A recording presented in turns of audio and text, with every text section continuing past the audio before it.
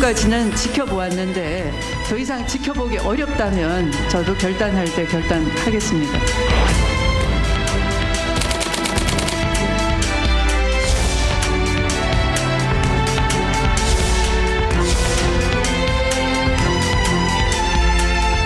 검찰총장으로서 저는 여러분의 정당한 소신을 끝까지 지켜드리겠습니다.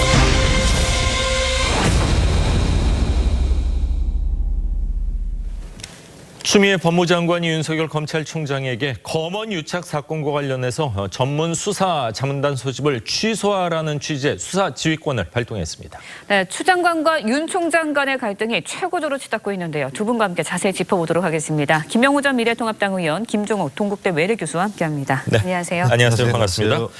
자, 추미애 법무부 장관 윤석열 총장에게 한동훈 검사장이 관련된 이른바 검언 유착 사건에서 손을 떼고 결과만 보고받아라 이런 지시를 한 건데 검찰총장에 대한 지휘권 발동 2005년 처음 있은 이후에 뭐 이게 두 번째다 뭐 세 번째다 이런 여러 가지 얘기가 나오고 있습니다.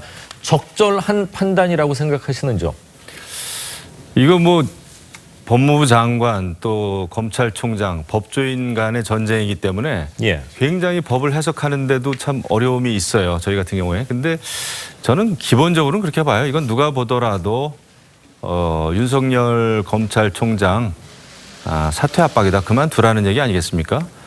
지금 과거에 66명의 법무부 장관이 정말 극도로 지휘권 발동에 대해서는 자제를 해왔는데 그것은 그만큼 검찰의 수사 지휘에 대해서 정치권의 또 행정부의 그 영향력을 최소화하기 위한 그런 그 노력 아니었겠습니까? 그런데 이번에 이제 법무부 장관, 추미애 장관은 벌써 한명숙 전 총리 예. 그 강압 수사와 의혹과 의중교사 관련해서 의혹이죠? 예. 그것과 관련해서도 그렇고 이번에 또 이제 전문 수사 자문단 가지고도 검찰총장의 수사 지휘권 발동을 했는데 그만두란 얘기죠. 제가 볼 때는 그렇습니다. 예. 그렇군요. 뭐 수사 자문단을 꾸리는 것도 그렇고 지휘권을 발동하는 것도 그렇고 이거 자체는 위법적인 거는 아니지만 굉장히 수사권을 발동한 거는 이례적인 일이기 때문에 또 관심이 집중되는 것 같아요. 예, 뭐 지금까지 두 번 정도밖에 발동하지 않았기 때문이지만 예. 말씀하신 것처럼 제8조 검찰총장 8조의 이제 지휘감독권을 가지고 있고요. 구체적 지시사항 갖다 검찰총장이 할 수 있다고 얘기했으니까 법률적으로 큰 문제가 없지만 이 문제 하나와 관련해서 상당히 많은 논쟁들이 벌어지고 있죠. 하나가 뭐냐면 일단 저기입니다. 그러니까 지금 수사 중인 사건에 대해서 법무부 장관이 지휘권을 발동했을 때 그 수사가 제대로 이루어질 수 있겠느냐라고 하는 의문이 하나가 있는 거고 예. 또 하나는 대통령이 좀 서로 협력해서 일을 좀 추진하라고 얘기했었는데도 불구하고 일주일 정도밖에 안 됐죠. 네, 그런 상황에서 지휘권을 발동을 했을 때 대통령의 지시가 어떻게 되는가의 문제. 그다음에 말씀하신 것처럼 추미애 장관이 무슨 얘기를 했냐면 그 검찰의 수사와 기소에 문제가 있으니까 심의위원회나 검찰 자문단, 뭐 수사 자문단 등 외부의 많은 어떤 검토들을 받아봐라는 얘기를 분명히 했었어요. 누가 추미애 장관이 그런 얘기 했었습니다. 추미애 장관이 조국 전 법무부 장관 가족 수사 때 그런 얘기를 한 거죠. 예. 그래서 이제 그러니까 외부의 좀 판단을 받아봐라는 얘기를 한 거거든요. 검찰 스스로만 하지 말고 예. 이런 측면들이 있고 그다음에 그런 차원이라고 얘기한다면 이 수사 자문단 문제와 관련해서 지휘권을 발동하는 것이 적정했는가에 대한 논란도 분명히 있을 것 같아요. 하지만 말씀하신 것처럼 법률적인 요건은 분명히 있기 때문에 여기에 대해서 우리가 뭐 위법하다고 얘기할 수 없는 상황인 거고 그렇죠. 그 지휘권 발동과 관련돼서 가장 중요한 문제들은 이 문제가 그 검찰과 법무부 장관의 싸움으로 비화되는 상황이기 때문에 소위 사법 권력, 그다음에 사법 행정에 대해서 국민들의 신뢰가 상당히 떨어질 수밖에 없는 상황인 거고 말씀하신 것처럼 어느 한쪽은 결론적으로 나중에는 정치적 책임을 질 수밖에 없는 상황으로 갈 수밖에 없기 때문에 예. 상당히 제가 볼 때는 대안 없는 대책 없는 결정이 나와서 상당히 좀 난감할 거라 생각이 듭니다. 그러니까 누가 보더라도 지금 검찰 개혁의 내용은 사실 지금 거의 뭐 온데간데 없어졌고요. 예. 오히려 추미애 법무장관 또 검찰총장 또 거기다가 서울중앙지검장까지 이게 무슨 고도의 정치 행위를 하는 것처럼 우리 아마 국민들께는 인식이 될 거예요. 대검 안에 또 뭐 일부 부장들 역시 또 약간은 그렇죠. 뭐 가담이라는 표현보다는 이제 참여가 된 상황이죠. 그렇죠. 사실은 대한민국의 법치주의, 법과 원칙을 수행하는 데 있어서 중심적인 역할을 해야 될 법무부 또 검찰이 이 정치 게임, 정치적으로 전쟁을 하는 듯한 이런 모습이 보인다는 것은 굉장히 불행한 겁니다. 그래서 이것은 우리 김종욱 교수님 말씀하셨지만은 대통령께서 빨리 가르마를 타 주시든지 이렇게 해야지. 이거 언제까지 법무부 이슈가 이렇게 매일 아침 예. 가장 큰 이슈로 이거 사실 일반 국민들이 볼 때는 이런 그 경제적인 또 코로나 사태 상황에서 정말 이거는 정말 불행한 일이에요. 예. 국민들의 피로감이 좀 느낄 수 없다 이런 말씀 해주신 것 같은데 법무부 장관의 검찰총장에 대한 수사지휘권이 처음으로 발동된 것은 2005년 당시 청정배 법무부 장관이 김종빈 검찰총장에게 강정구 전 동국대 교수를 불구속하라는 수사지휘권을 발동한 때였습니다. 맞습니다. 당시 이제 김종빈 검찰총장 수사지휘권을 받아들이면서 항의의 의미로 사퇴를 했는데요. 윤석열 총장 어떤 행보를 좀 보일까요?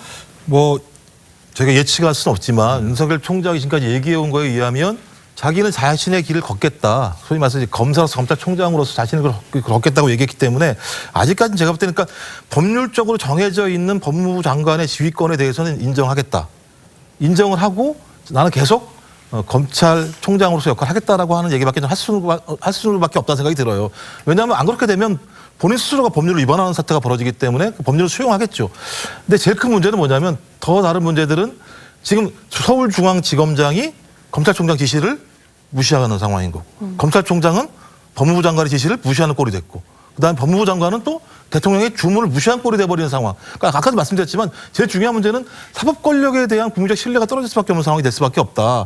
이런 상황에서 검찰총장마저 다시 법무부 장관 지시에 대해서 난 그거 인정할 수 없다라고 얘기했을 때 발생할 총체적인 문제가 분명히 있기 때문에 예. 저는 뭐 다양한 예측이 있습니다. 윤석열 검찰총장이 법무부 장관의 지시사항 자체가 예를 들면 구속이냐 불구속이냐라고 하는 요건에 대한 지휘권 발동이라면 인정하겠지만 자문단을 철저히 많이의 문제와 관련해서 지시하는 것은 온당하지 않다. 재량권 범위 바뀌다라고 얘기하면서 거부할 수도 있겠지만 그것을 거부했을 때 제가 볼 때 이 논쟁은 어떤 지휘권 발동의 적격의 문제가 아니라 누군가는 자기 자리에서 옷을 벗어서야 된다는 논쟁으로 갈 수밖에 없기 때문에 예. 그것을 봉합하기 위해서라도 오늘 그것을 수용할 수 있는 방법으로 갈 수밖에 없다는 생각이 드는데 만약에 검찰총장이 수용하지 않고 자리를 유지하겠다고 얘기한다면 제가 볼 때는 어느 순간 법무부 장관이든 제가 볼 때는 검찰총장이든 두 분 중에 한 분은 옷을 벗어야 되는 상황으로 갈 수밖에 없다고 생각합니다. 그렇군요. 뭐 사실 어느 정권에서건 법무부와 검찰이 뭐 사이가 좋을 수만은 없었고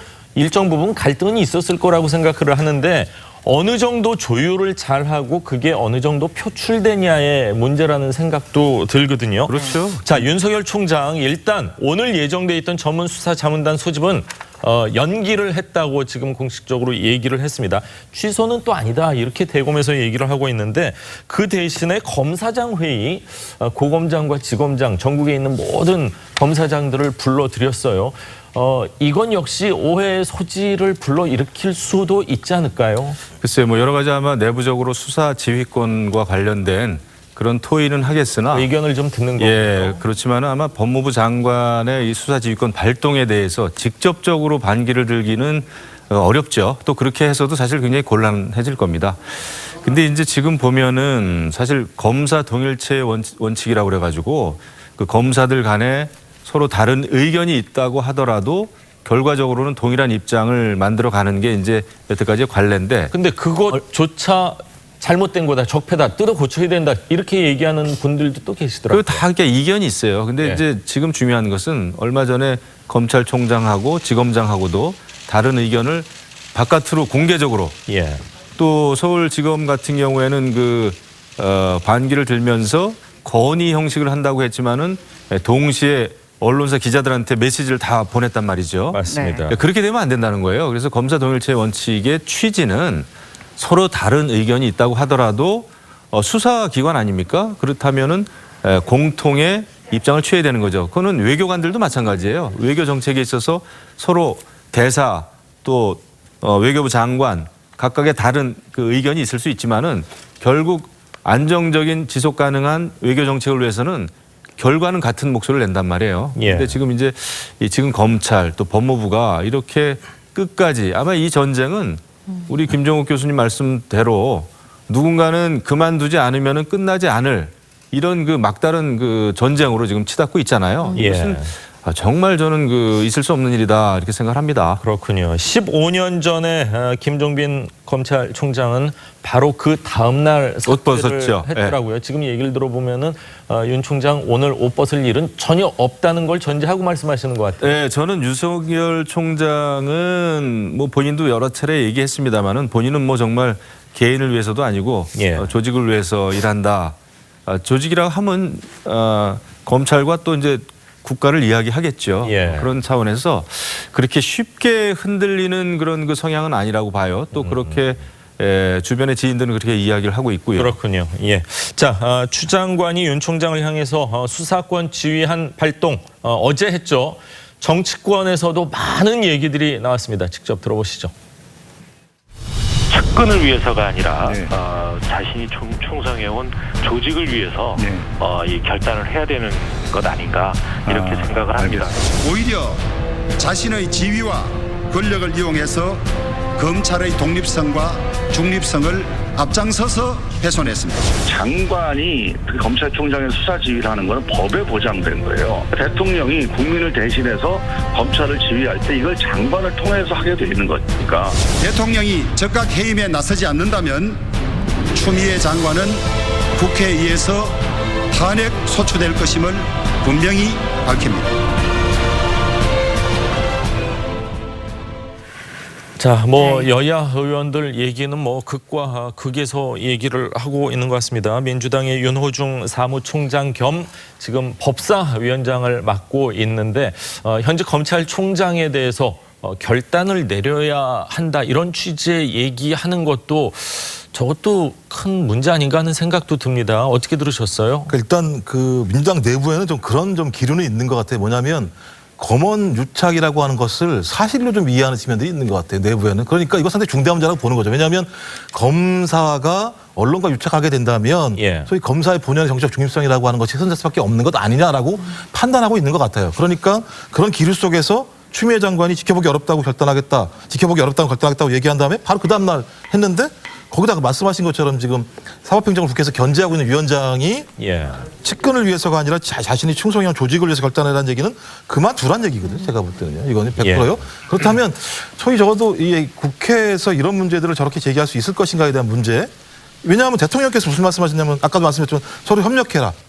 과감한 개혁을 해라라고 얘기했음에도 불구하고 협력의 의견 한쪽에 대해서 예를 들면 그만두라는 얘기를 한 것밖에 안 되는 상황인 거거든요. 전 그런 측면에서 그러니까 지휘권 발동은 이해가 되지만 저는 오히려 이런 검언유착의 의혹이 분명히 있다라고 따진다면 검찰의 수사도 필요하겠지만 저는 심의위원회든 수사자문단이든 다양한 의견을 들어서 본질을 정확히 밝히는 게 중요하다 생각을 하는 거예요. 근데 그렇게 하지 않게 된다면 한쪽의 입장들이 반영된다고 얘기했을 때 그 부분에 대한 신뢰가 떨어졌을 때 수용하기가 어려운 점이 분명히 있거든요. 근데 뭐 이미 제가 볼 때 이제 지휘권이 발동을 했기 때문에 윤석열 총장이 이걸 좀 수용을 하고 난 다음에 저는 적어도 검찰이 이 문제와 관련해서 진짜 객관적인 수사를 통해서 국민에게 잘 설득하는 방법밖에 없을 것 같다는 생각이 들고 단 민주당도 마찬가지지만 전 더 나가시면 안 된다는 생각이 들어요. 왜냐하면 대통령께서 이미 서로 협력하라고 얘기했는데 그렇게 간다라고 얘기하는 건 오히려 정쟁화시키는 거라는 생각이 많이 들기 때문에 그렇습니다. 네, 검찰이 이제 사건의 본질을 밝히는 게 먼저다 이런 말씀 좀 해주셨는데 통합당에서는 문재인 대통령을 향해서 추미애 장관 해임을 요구하고 나섰습니다. 해임하지 않으면 탄핵 발의에 들어가겠다. 뭐 이런 이야기를 했어요. 뭐 현실적으로는 가능성은 좀 없겠죠. 희박해 보이죠. 왜냐하면 이제 숫자 면에서도 그렇고. 근데 결국은 이제 법무부 장관과 검찰총장, 그러니까 어느덧 이 법조계 내에서도 기관 내에서도 진영 논리가 이제 작동이 되는 거죠. 이렇게 되면 한쪽에서는 법무부 장관 편이 됐고 여당은 강력하게 또 이렇게 지지를 하고 있고 또 여당은 또 그 윤석열 총장 또 윤석열 총장의 가장 또 최측근이라고 하는 그 한동훈 검사에 대해서 검사장이죠. 검사장에 대해서 이렇게 이제 공격을 하는데 이것은 정말 그 있어서는 안 된 일이 이제 자꾸 이제 벌어지는데 완전히 제가 볼 때는 그 권력 투쟁이에요. 그리고 아마 여당 쪽에서는 아까 이제 윤호중 그 법사위원장까지 저렇게 윤석열 총장을 공격하고 나서면 나중에는 결국은 공수처가 구성이 되고 그러면 아마 윤석열 총장도 그렇고 지금 여당의 몇몇 의원들도 이야기하고 있습니다만은 이거는 아마 윤석열 총장과 또 측근들을 거의 이제 피의자 신분으로 만들려고 하는 거 아닌가라는 생각까지 좀 들 정도입니다. 그렇군요. 자, 다음 이야기를 하겠습니다. 저희가 영상으로 준비했습니다. 만나보시죠. 지금까지 정책은 다 종합적으로 작동하고 있다고 봅니다. 잘 가고 있습니까? 작동하고 있다고 봅니다. 집값 잡지 못한 장관은 아직도 박근혜 대통령 때문에 집값이 오른다고 잠꼬대 같은 얘기를 하고 있습니다. 그렇게 여러 번 냈는데도 이 지경이다 그런 것을 정책 실패라고 합니다. 말씀하신 것처럼 부동산은 이 정부가 틀림없이 잡을 수 있다고 하는 이런 확신을 어떻게 잊지 것이든지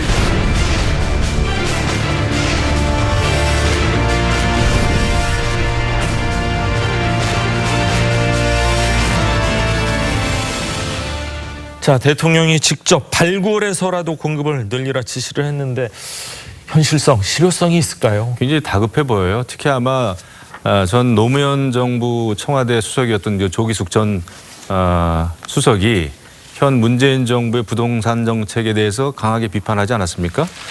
아마 그것 때문에 굉장히 문 정부로서는 굉장히 아팠을 거예요. 예. 이런 마당에 지금 여러 차례, 지금 뭐 한 20여 차례 이상 되지 않습니까? 부동산 정책을 발표할 때마다 서울의 집값이 뛰는. 근데 순환인데. 국토부에서는 뭐 한 3번, 4번밖에 아니다. 또 그렇게 또 반박을 하더라고요. 아유.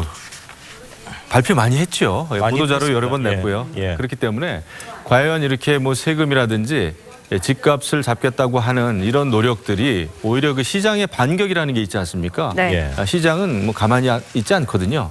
그런 반격이 일어나기 때문에 지금 그 문정부의 이런 그 부동산 정책 실효성이 없을 뿐더러 오히려 결과는 추구했던 목표와는 반대로 가고 있잖아요. 예. 이게 심각합니다. 네, 종부세에 올리는 신용만 했다는 지적이 좀 나오고도 있는데 문재인 대통령 부동산 대책과 관련해서 종부세 개정안을 최우선 입법과제로 처리해달라 이런 지시를 한 것으로도 알려졌어요. 예, 제가 볼 때는 정부의 방향은 그런 것 같아요. 이게 집만이 가진 것을 부담되게 하고 그다음에 그 특정적인 집값이 상승한 내용에 대해서는 그 부분과 관련해서 환수할 수 있도록 이렇게 두 가지를 해야 되는데 작년도 12, 16 대책에서 이 부분에 대해서 종부세 관련된 입법들이 만들어졌는데 국회 통과가 안 됐기 때문에 아마 김현미 장관은 그런 측면에서 전체적으로 작동은 하고 있지만 국회에서 입법 통과가 안 됐기 때문에 작동하지 않았다라고 지금 얘기하고 있는 상황인 것 같고요. 전 그런 측면에서는 이것은 입법 추진이지만 가장 핵심적인 문제들은 뭐냐면 유동성이 많은 상황에서 공급이 부족하게 되게 된다면 당연히 가격이 올라갈 수밖에 없는 상황이 분명히 있겠죠. 전 그렇다면 네. 어떻게 하면 이 부분과 관련해서 공급 대책에 대해서 소위 시장 수요에게 충족될 만큼의 대책을 마련할 수 있을까의 문제 하나랑 예. 더 중요한 건 뭐냐면 정책의 일관성과 신뢰를 줘야 되거든요. 근데 다 아시겠지만 중요한 문제는 알겠지만 청와대에 계신 고위직 분들 같은 경우가 다주택자를 보유하고 있을 때 정부가 얘기하고 있는 정책에 대한 신뢰성이 떨어질 수밖에 없다. 그리고 예. 아무리 일관되게 밀어붙인다고 하더라도 왜 저렇게 계속 보유하고 있을까라고 하는 의심을 갖게 되기 때문에 저는 이런 부분에 대해서도 좀 특단의 대책들을 만들어서 일단 가장 중요한 건 문제는 뭐냐면 시장의 신뢰다. 시장의 신뢰를 얻기 위한 공급 대책과 일관성들을 보여주는 것이 지금 가장 중요한 문재인 정부가 해야 될 대책이라는 예. 생각을 하게 됩니다. 그렇군요. 뭐 비서관급 이상이 뭐 현직이건 전직이건 생각보다 그래도 많이 아직도 다주택자다 이런 저희가 통계 어제 전해 드렸는데 권고에서 강력 권고가 됐거든요. 네. 그렇다고 해서 물론 마음만 있으면 부동산은 가격을 낮춰서라도 팔 수 있겠지만 그렇다고 또 시세보다 너무 낮게 하는 것도 그분들 입장에서는 억울할 수도 있을 것 같다는 생각도 들고요. 그렇죠. 크게 보면은 사실은 코미디예요. 예, 이거 개인의 이제 재산권. 근데 이제 뭐 노영민 실장도 지금 이제 세간에는 반포에 있는 자신의 집을 그러니까 똘똘한 한 채를 지키기 위해서 언론에서 청주에 있는 청주에 있는 주택은 이제 매물을 내놨다 뭐 이런 얘기가 있는데 글쎄요 이제 부동산 정책이 성공하는 게 더 중요하겠죠. 청와대 직원들이 집을 한 채 가지고 있느냐 두 채 가지고 있느냐가 사실은 이 사안의 본질은 아닙니다. 맞습니다. 하지만 국민들이 화가 나는 것은 위선적인 행동을 하지 말라는 거죠. 집값 내려야 되고 그다음에 다주택자를 공격하면서 왜 자신들은 강남에 또 아파트 뭐 한두 채씩 막 가지고 있느냐 이런 이제 비판이거든요. 그래서 좀 솔직해져야 된다 생각하고요. 보이기 위한 정책은 저는 한계가 있다고 봐요. 제대로 된 정책이 더 중요하지. 지금 뭐 이렇게 청와대 수석들, 비서실장 이게 지금 사안의 본질은 아니라 이렇게 생각합니다. 네, 그런데 이제 어제 문재인 대통령이 특별 지시를 내렸을 때 공교롭게도 15주 만에 대통령의 지지율이 40%대로 하락한 여론조사 결과가 좀 나왔습니다. 청와대가 이렇게 긴급 조치에 들어간 게 아무래도 여론조사에서 지지율이 하락한 것과 좀 관련이 있지 않냐 이런 지적도 대단히 있어요. 아프죠. 왜냐하면 일자리 문제하고 부동산 문제는 먹고 사는 문제의 가장 핵심적인 부분인데 이 부분과 관련해서 문제가 되는 거고 국민들이 신뢰하지 않는다는 건 되게 중요한 문제이거든요. 신뢰하지 않기 때문에 지지율이 떨어지는 측면들이 분명히 있겠죠. 저는 그런 측면에서는 제가 볼 때 문재인 정부의 실무자들 같은 경우가 보면 국민적 공감대가 좀 떨어지는 측면이 분명히 있는 것 같아요. 하나가 뭐냐면 그 인구권 문제도 마찬가지겠지만 가짜뉴스 때문이다. 제가 볼 때 일자리가 부족한 게 핵심적인 문제인 거죠. 또 하나는 김현미 장관이 종합적으로 작동하고 있다고 얘기하고 있는데 전셋값은 제가 알기로는 2017년부터 2020년까지 한 5천만 원이 전셋값이 올랐고 그다음에 그 서울 지역에 있는 중위 그 아파트 구입 가격 같은 경우도 3억이 올랐어요. 그렇다고 얘기한다면 분명히 잘못된 측면이 분명히 있는 거다. 그러면 그런 부분에 대해서 국민에게 잘못을 인정하고 어떻게 하면 나아갈 것이 방향을 설명을 해야 되는데 오히려 그런 부분에 대한 성실한 설명이 없다 보니까 국민이 분노할 수밖에 없는 측면이 분명히 있는 거죠. 저는 그런 측면에서 지금이라도 마찬가지지만 실패한 건 실패한 거죠. 실패를 딛고 더 올바른 정책들을 추진하게 되면 국민적 신뢰가 오겠죠. 이걸 두려워하게 되면 제가 볼 때는 오히려 더 계속 늪에 빠질 수밖에 없다고 생각을 합니다. 그렇군요. 오늘 언론 보도를 보면 다주택자 가운데 일부라도 판 고위 공직자 이름 3명이 거론이 됐습니다. 최기영 과기정통부 장관, 징영 행안부 장관, 윤석열 검찰총장. 이 사람들은 그래도 집을 팔았다 이렇게 나왔는데 그럼에도 불구하고 청와대는 그 장관들 아직까지 3채 정도 가지고 계신 분들도 많다는 또 소식도 함께 전해드립니다. 자, 오늘 정가 소식 두 분 말씀은 여기까지 듣도록 하겠습니다. 말씀 감사합니다. 감사합니다. 감사합니다.